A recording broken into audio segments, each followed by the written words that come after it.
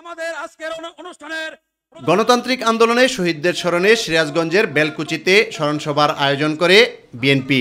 সেই আন্দোলন সংগ্রামে বিভিন্নভাবে যারা আত্মত্যাগ করেছেন। ভার্চুয়ালি যুক্ত হয়ে প্রধান অতিথির বক্তব্যে বিএনপির ভারপ্রাপ্ত চেয়ারম্যান তারেক রহমান বলেন, মানুষের ভাগ্য পরিবর্তনে রাজনৈতিক অধিকার অর্জনের পাশাপাশি অর্থনৈতিক মুক্তিও প্রয়োজন।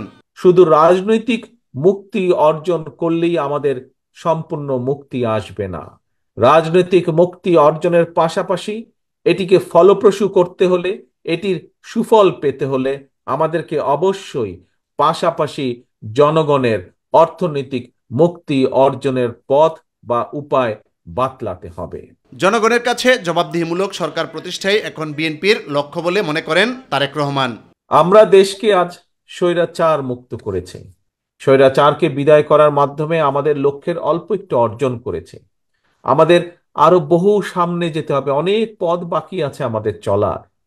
এই পথ আমাদেরকে পাড়ি দিতে হবে।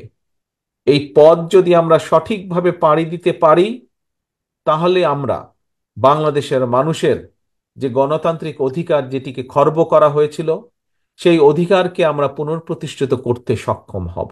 যে কোনো আন্দোলন সংগ্রাম কিংবা দুর্যোগে বিএনপি সবসময় মানুষের পাশে দাঁড়ানোর চেষ্টা করে বলে জানান দলের ভারপ্রাপ্ত চেয়ারম্যান তারেক রহমান।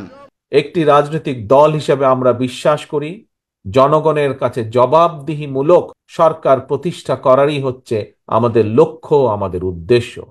ইউসুফ আলী, মাই টিভি। এত তিতিক্ষা, এত সংগ্রাম, এত আন্দোলন।